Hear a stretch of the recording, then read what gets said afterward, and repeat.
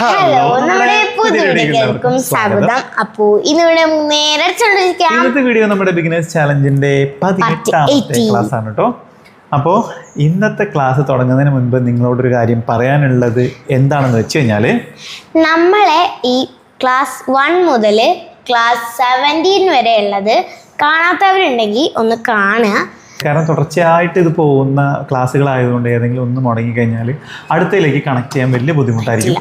ഇന്ന് നമ്മൾ എടുക്കാൻ പോകുന്ന ടോപ്പിക്ക് കഴിഞ്ഞ ക്ലാസ്സിൻ്റെ തുടർച്ചയാണ്. അപ്പോൾ കഴിഞ്ഞ ക്ലാസ് കാണാത്ത ആളുകൾ നിർബന്ധമായിട്ടും അത് ആദ്യം കാണാൻ മനസ്സിലാവുള്ളൂ കേട്ടോ. അപ്പോൾ കഴിഞ്ഞ ക്ലാസ്സിൽ നമ്മൾ പറഞ്ഞിരുന്നത് ഒരു സ്ഥലത്തൊരു സാധനം ഉണ്ട്,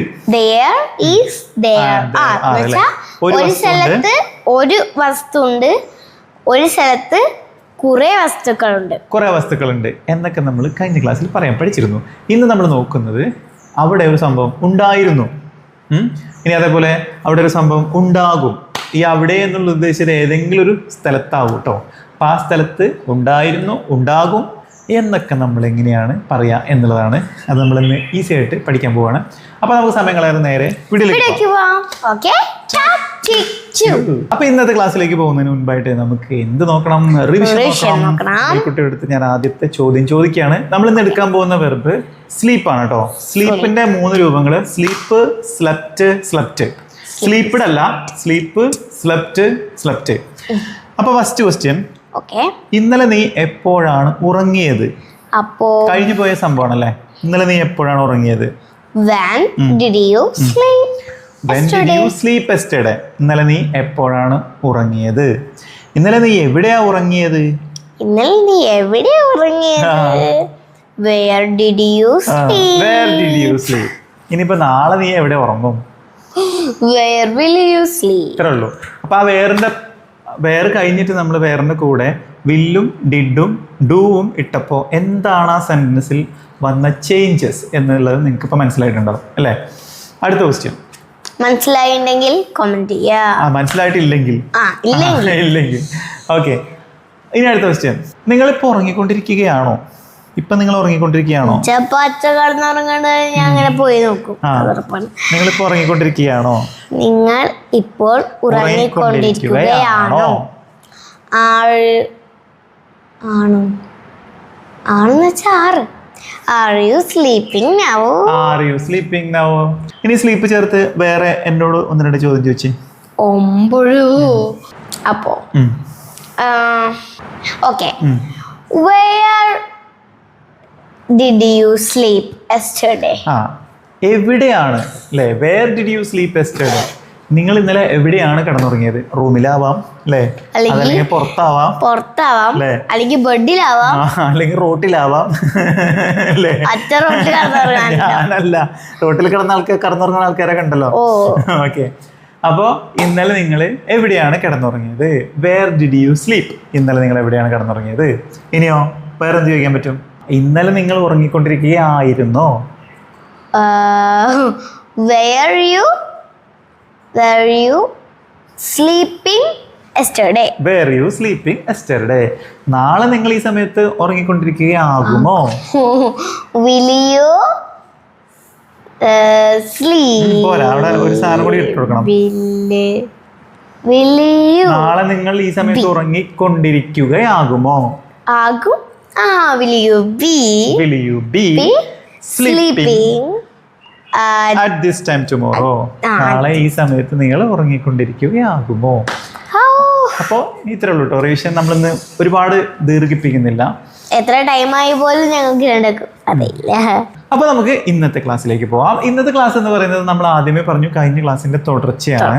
അപ്പൊ കഴിഞ്ഞ ക്ലാസ്സിൽ നമ്മൾ പറഞ്ഞിരുന്നത് there isഉം there areഉം. നമ്മളൊരു സ്ഥലത്തൊരു സംഭവം ഉണ്ട് എന്ന് പറഞ്ഞു. ഇന്ന് നമ്മളൊരു സ്ഥലത്ത് ഒരു സംഭവം ഉണ്ടായിരുന്നു എന്ന് എങ്ങനെ പറയും എന്നാണ് നോക്കുന്നത്. ഉണ്ടായിരുന്നു എന്ന് പറയാൻ നമുക്കുള്ളൊരു വാക്കറിയാം, ഹാർഡാണല്ലേ.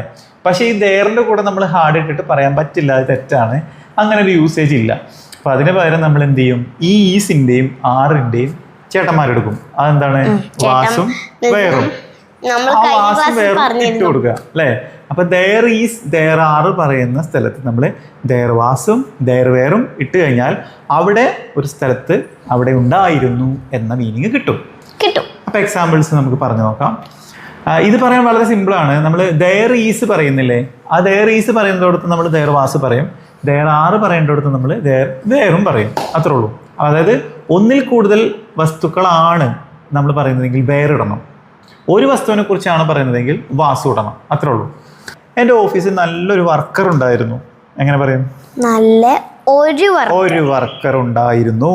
അപ്പോ there was ഒരു വർക്കർ ആണല്ലേ, നല്ലൊരു വർക്കർ ഉണ്ടായിരുന്നു. Good worker, good day worker അല്ല, a good worker. In my office there is a good worker in my office. എൻ്റെ ഓഫീസിൽ നല്ലൊരു വർക്കർ ഉണ്ടായിരുന്നു. ഇനിയോ, ഞാനിങ്ങനെ ബസ്സിൽ പോയായിരുന്നു കേട്ടോ. അപ്പോൾ പറയാണ്, ഞാൻ ഇന്നലെ ബസ്സിൽ പോയപ്പോൾ ആ ബസ്സിൽ ഒരുപാട് ആൾക്കാരുണ്ടായിരുന്നു. ഒരുപാട് ആൾക്കാർ, കുറെ ആൾക്കാരാണ്. അപ്പോ there were many people in the bus. അല്ലെങ്കിൽ there were many passengers in the bus, അല്ലേ? ഒരുപാട് യാത്രക്കാരുണ്ടായിരുന്നു ബസ്സിൽ. ഇനി ഞാനൊരു കല്യാണത്തിന് പോയിരുന്നു. അപ്പൊ ആ കല്യാണത്തിന് പോയപ്പോൾ അവിടെ ഒരുപാട് കുട്ടികൾ ഉണ്ടായിരുന്നു. അപ്പോ there were many children for the marriage function, അല്ലേ? ആ മാരേജ് ഫംഗ്ഷന്, അതായത് കല്യാണത്തിന് എന്ന് കിട്ടാൻ വേണ്ടിയിട്ടാണ് നമ്മൾ അവിടെ ഫോർ ഇട്ട് കേട്ടോ. അപ്പോൾ ഫോർ ദ മാരേജ് ഫംഗ്ഷൻ, ആ മാരേജ് ഫംഗ്ഷന് അവിടെ കുറേ ആൾക്കാർ ഉണ്ടായിരുന്നു. ഇനിയോ, ഞാൻ ചെറുപ്പത്തിൽ ഒരുപാട് പിന്നെ ഈ വെക്കേഷൻ സമയത്ത് മാങ്ങകളൊക്കെ പെറുക്കിയൊക്കെ നമ്മളിങ്ങനെ മാങ്ങകൾക്കൊക്കെ കല്ലെറിഞ്ഞിട്ടൊക്കെ നടക്കില്ലേ. അപ്പോൾ ഞാൻ പറയണ, അന്ന് ചെറുപ്പത്തിൽ എൻ്റെ കുട്ടിക്കാലത്തൊക്കെ ആ മാവിലൊക്കെ ഒരുപാട് മാങ്ങകൾ ഉണ്ടായിരുന്നു എന്ന് പറയാം. there were many mangoes on the tree. on the tree, അല്ലേ? there were many mangoes on the tree. അവിടെ ആ മരത്തിൽ ഒരുപാട് മാങ്ങകൾ ഉണ്ടായിരുന്നു അന്ന്. ഞങ്ങളെ കുട്ടിക്കാലത്ത് വെച്ച് അങ്ങനെയൊന്നുമില്ല. പിന്നെ മറ്റേ കല്ലെറിഞ്ഞൊന്നല്ല, തോട്ടെടുത്ത് വരിക്കുക അല്ലേ? അപ്പൊ അങ്ങനെ സംഭവങ്ങൾ നമുക്ക് പറയാനാണ് ഈ ദെയർ വാസും ദെയർ വേറും യൂസ് ചെയ്യുന്നത്. സംഭവം മനസ്സിലായില്ലേ? അതായത് കുറെ വസ്തുക്കളെ കുറിച്ചാണ് നമ്മൾ പറയുന്നതെങ്കിൽ നമ്മൾ വേറിട്ട് കൊടുക്കണം. ഒരു വസ്തുവിനെ കുറിച്ചിട്ടാണ് പറയുന്നതെങ്കിൽ വാസ് ഇട്ട് കൊടുക്കണം. ഇനി പറയാണ്, നമ്മള് ആ അവിടെ ഒരു ബോട്ടിൽ ഉണ്ടെന്ന് വിചാരിച്ചോ, ഇപ്പൊ അല്ല മുന്നുണ്ടായിരുന്നു. ഓക്കെ, അപ്പൊ ആ ബോട്ടിൽ ഒരുപാട് വെള്ളം ഉണ്ടായിരുന്നു. അപ്പൊ നമ്മളെങ്ങനെ പറയാം? അല്ല, വെള്ളം നമ്മൾ ഒറ്റ ഒന്നായിട്ടാണ് എടുക്കുക. ഓക്കേ, അപ്പോൾ there was അവിടെ നമ്മൾ മെനി എന്നൊന്നും പറയില്ല, അവിടെ നമ്മൾ പറയുന്നത് a lot of എന്ന് പറയും. there was a lot of water in the bottle. ആ ബോട്ടിൽ ഒരുപാട് വെള്ളം ഉണ്ടായിരുന്നു. അപ്പൊ നമ്മൾ വെള്ളത്തിനെ കുറിച്ച് പറയുമ്പോൾ അത് കൗണ്ടബിൾ അല്ല, എണ്ണാൻ പറ്റില്ല. അവിടെ നമ്മൾ എന്ത് പറയാന്ന് വെച്ച് കഴിഞ്ഞാൽ a lot of എന്ന് പറയണം. a lot of എന്ന് പറഞ്ഞാൽ ഒരുപാടുണ്ട്, lot of എന്ന് പറഞ്ഞു കഴിഞ്ഞാൽ വളരെ മൈന്യൂട്ട് ആയിട്ടുള്ള സംഭവമേ ഉള്ളൂ. അതായത് എ ചേർത്ത് പറയുകയാണെങ്കിൽ അതിലുണ്ട്, എ ഇല്ലാതെ പറയുകയാണെങ്കിൽ അതിൽ വളരെ തുച്ഛമായ രീതിയിൽ ഉള്ളൂ. തീരല്ല എന്നല്ല, വളരെ മൈന്യൂട്ടായിട്ടേ ഉള്ളൂ എന്നാണ് അതിൻ്റെ മീനിങ് കേട്ടോ. അപ്പോൾ ഇനി ഇതിനെ നെഗറ്റീവ് ആക്കാൻ വളരെ സിമ്പിളാണ്. നമ്മൾ വാസിന്റെയും വേറിന്റെയും കൂടെ നോട്ട് ഇട്ടാൽ സെന്റൻസ് നെഗറ്റീവ് ആകും. അവിടെ കുളത്തില് ഒരുപാട് മീനുകൾ ഉണ്ടായിരുന്നില്ല അല്ലെങ്കിൽ ഇല്ലായിരുന്നു, എങ്ങനെ പറയും? അവിടെ കുളത്തിലുണ്ടായിരുന്നില്ല, കുറെ മീനുകളല്ലേ, കുറെ മീനുകൾ ഉണ്ടായിരുന്നില്ല. there weren't അല്ലെങ്കിൽ there were not. there were not, അതാണ് നല്ലത്. there were not many fish in the pond. there were many fish in the pond. ആ കുളത്തിൽ ഒരുപാട് മീനുകൾ ഉണ്ടായിരുന്നില്ല. റോട്ടില് ഒരുപാട് ബസ് ഉണ്ടായിരുന്നില്ല. ഓക്കേ, അപ്പോ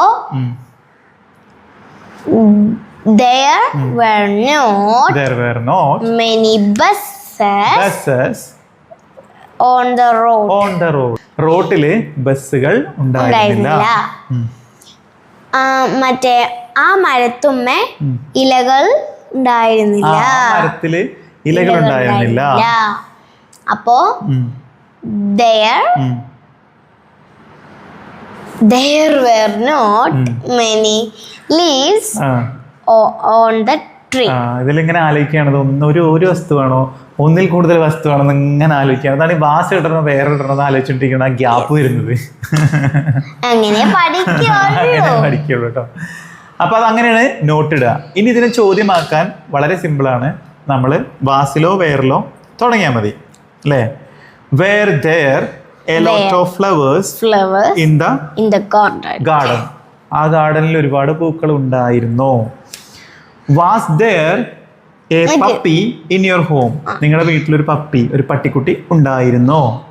ഇങ്ങനെ വരും ചോദ്യമാക്കുമ്പോൾ കേട്ടോ. സിമ്പിൾ അല്ലേ?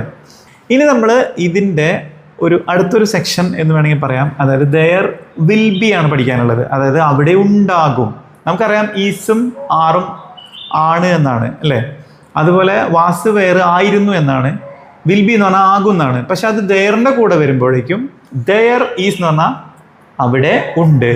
ദയർ ആർ എന്ന് പറഞ്ഞാലും അവിടെ ഉണ്ട്. ദയർ വാസ് ദയർ വേർ എന്ന് പറഞ്ഞാൽ അവിടെ ഉണ്ടായിരുന്നു. അതുപോലെ ദയറിൻ്റെ കൂടെ വിൽ ബി ചേരുമ്പോൾ അവിടെ ആകും എന്നല്ല, അവിടെ ഉണ്ടാകും എന്നാണ് മീനിങ് വരിക കേട്ടോ.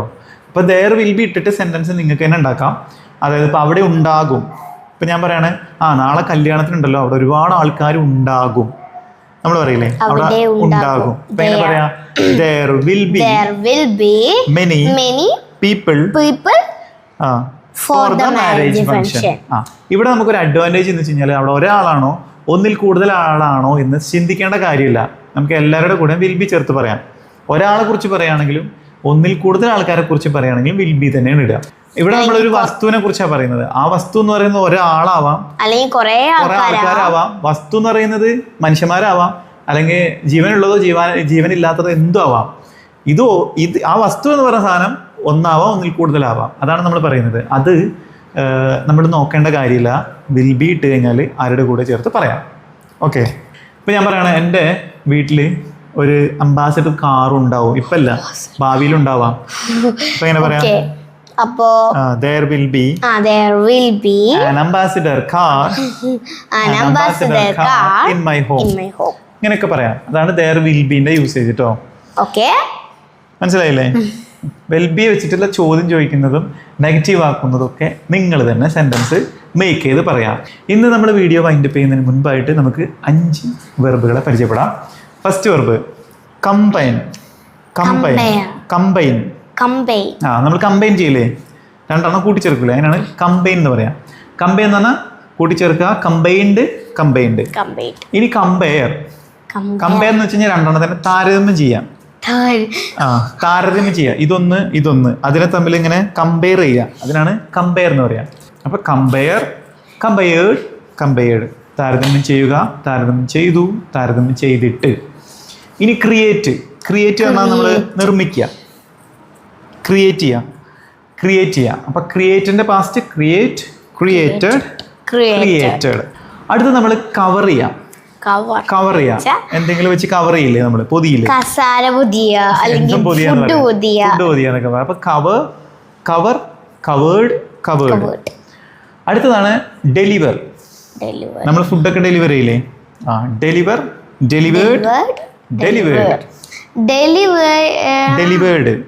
ഞാൻ ഫുഡ് ഡെലിവേർഡ് ചെയ്തു എന്ന് എങ്ങനെ പറയാം? I have delivered. ഞാൻ ഫുഡ് ഡെലിവറി ചെയ്തിട്ടുണ്ട്. അത് ഫുഡ് ഡെലിവറി ചെയ്യുന്ന ആൾക്കാർ ഡെലിവറി എന്ന് പറഞ്ഞ സംഭവം. ഡെലിവറി എന്ന് പറഞ്ഞാൽ അതൊരു പ്രോസസ്സാണ്. ഫുഡ് എത്തിക്കൽ എന്നാണ് അതിന്റെ മീനിങ്. ഇവിടെ നമ്മൾ ഫുഡ് എത്തിക്കുന്നു, ഡെലിവർ ചെയ്യുന്നു, എത്തിച്ചു, ഡെലിവേർഡ്, എത്തിച്ചിട്ടുണ്ട്, ഹാവ് ഡെലിവേർഡ് അല്ലേ? അപ്പൊ ഇതാണ് വാക്കുകൾ കേട്ടോ. അപ്പൊ ഗൈസ്, ഇന്നത്തെ ക്ലാസ് ഇത്രയൊക്കെ ഉള്ളൂ. ഇന്നത്തെ ക്ലാസ് അവസാനിപ്പിക്കുന്നതിന് മുൻപായിട്ട് നിങ്ങൾക്കുള്ള ചോദ്യം.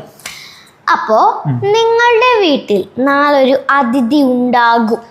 നിങ്ങളുടെ വീട്ടിൽ നാളെ ഒരു അതിഥി ഉണ്ടാകും എന്നുള്ളതിന് നമ്മൾ എന്താണ് പറയുന്നത് പഠിച്ചിരുന്നു. അത് വെച്ചിട്ട് നിങ്ങളൊന്ന് നോക്കാം. ശരിക്കും പറഞ്ഞില്ലെങ്കിലും ഒരു ക്ലൂ ഒക്കെ നമ്മൾ പറഞ്ഞു കൊടുത്തിരുന്നു. ഉണ്ടാകും എന്നുള്ള വാക്ക് വെച്ചിട്ട് അവിടെ ഉണ്ടാവും എന്ന ആ ഒരു സങ്കല്പം വെച്ചിട്ട് നിങ്ങൾ പറഞ്ഞു നോക്കിയാൽ മതി.